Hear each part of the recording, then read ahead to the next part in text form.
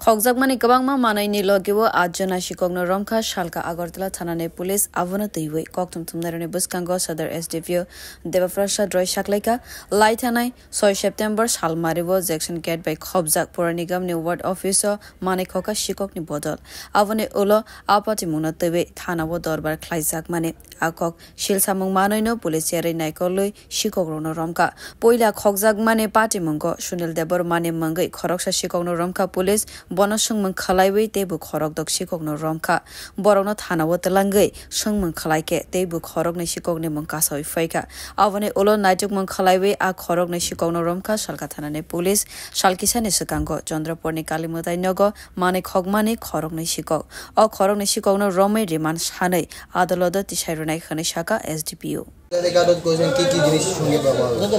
Actually চুরির ঘটনা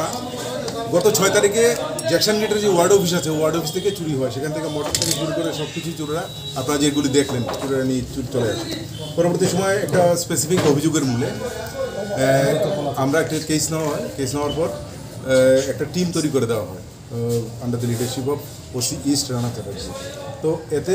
আমরা কি করি আগের চুরির যে ঘটনাগুলি ঘটেছে ওখান থেকে আমরা মানে ইন্টারোগেশনে অনেকগুলি নাম আমাদের কাছে থাকে সেগুলির মানে আমরা অ্যানালাইসিস করে আমরা একজনকে টার্গেট করি তার নাম হচ্ছে সুনীল দেববর্মা ওকে আমরা এমজি বাজার থেকে অ্যারেস্ট করতে পারি এমজি বাজার থেকে অ্যারেস্ট করার পর ওকে জিজ্ঞাসাবাদ করে আমরা এই চুরির মালের সমস্ত কিছু হদিশ পাই এবং ওর থেকেই মোটামুটি এই জেনারেটর মোটর ফোটর যা আছে এগুলি সব উদ্ধার হয় এবং তার বক্তব্য অনুযায়ী তার যে টোটাল গ্যাং আছে সেই গ্যাং থেকে আমরা টোটাল 5 জন অ্যারেস্ট 6 জন অ্যারেস্ট হয় এই চুরির ঘটনায় তো এদেরকে আমরা যখন পুরো গ্যাংটাকে যখন জিজ্ঞাসাবাদ করে শহরের বিভিন্ন এলাকায় বিভিন্ন মন্দিরগুলিতে যে চুরি হচ্ছে সেগুলির খোঁজখবর নেওয়া শুরু করি কেননা কিছুদিন পূর্বে চন্দ্রপুরে একটা কালী মন্দিরে সেখানে একটা চুরি হয়ে মার গলার যে সোনার চেন চুরি হয়েছিল তো জিজ্ঞাসাবাদ করার পর ওরা সেটাও ডিসক্লোজ করে এবং ওদের বক্তব্য অনুযায়ী আমরা অভিজিৎ দেবনাথ এবং সঞ্জয় রায় নামে দুজনকে অ্যারেস্ট করি যাদের কাছ থেকে ওই সোনার চেনটি উদ্ধার করা হয় যেটা ওরা মানে ছিঁড়ে দুই টুকরো করে